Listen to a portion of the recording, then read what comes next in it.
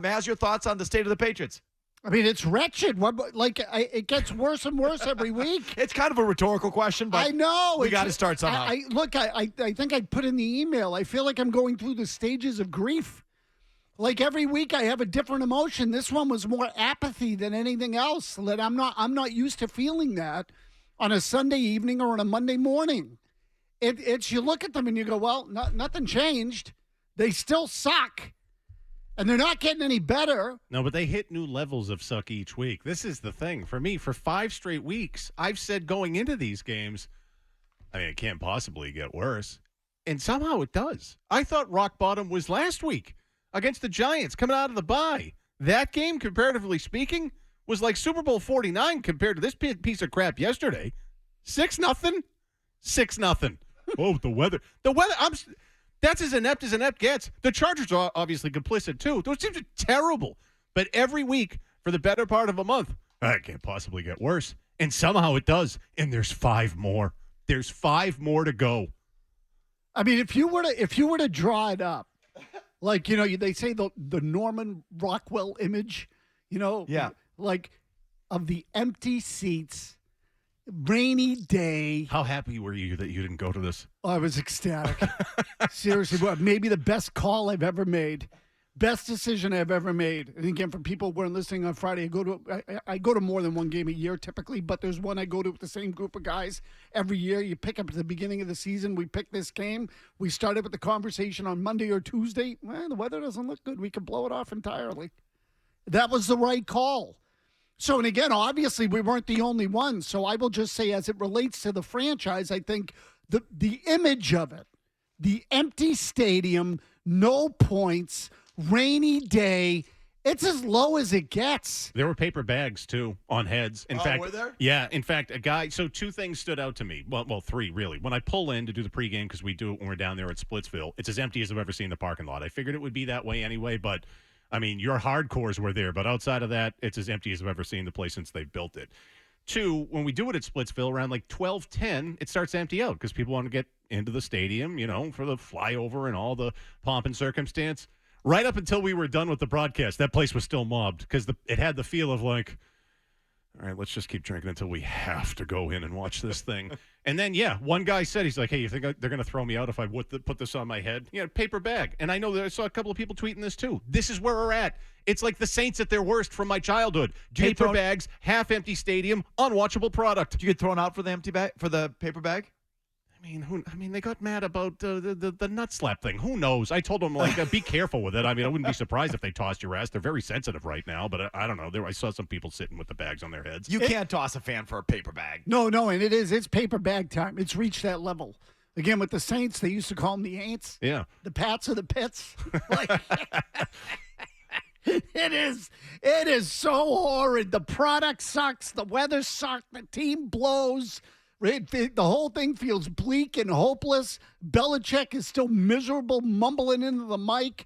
Like the one thing I will say, because I've come to the conclusion, I said to you after the Giants game, if they wanted to fire Bill, they would be justified in doing it right now. They're not gonna. I think we all agree on that. If he lasts beyond, I'll give him the Tuesday after the season ends. Okay, 48 hours. This is my edict to the Crafts. You got 48 hours to cut ties after the season finale. 48 hours, that's it. If he's not gone by then, people should start bailing. Like, it's so freaking obvious. It's that bad. It can't end fast enough.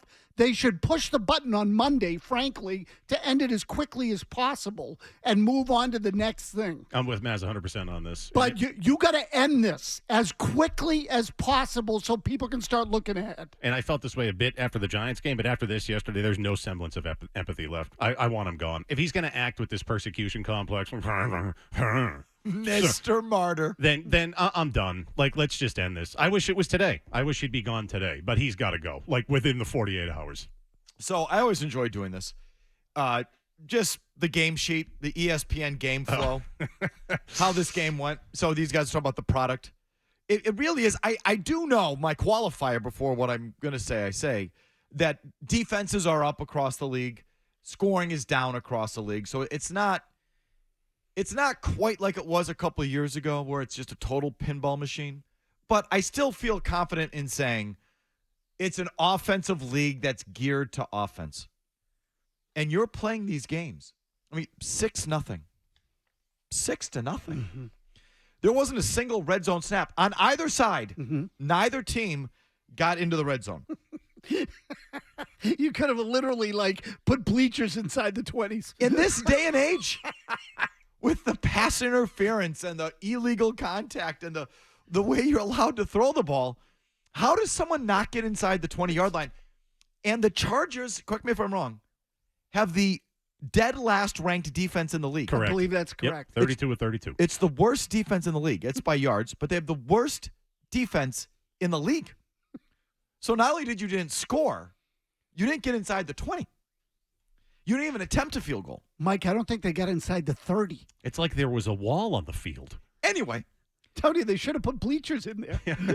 as Not often that anyone would be sitting in them. as often happens, if you're not able to watch a game, you can follow the game on the ESPN Gamecast or other various Gamecasts, and they'll just recap how each drive ends.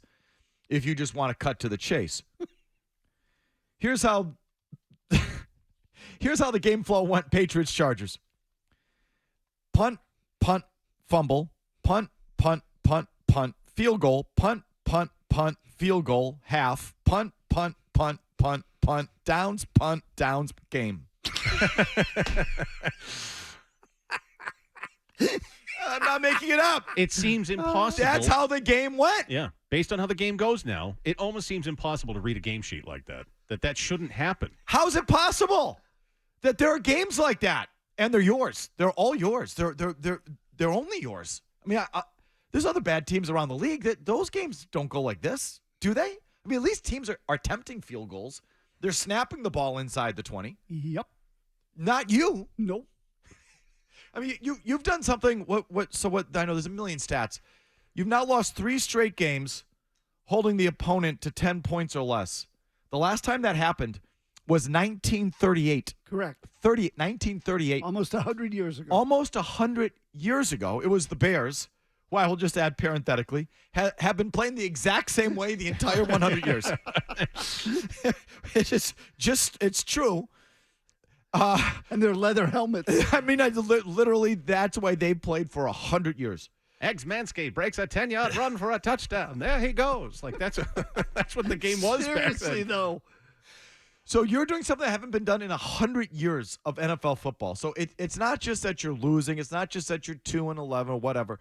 It's how you're doing it, which is just, it is mind-numbing that it has come to this.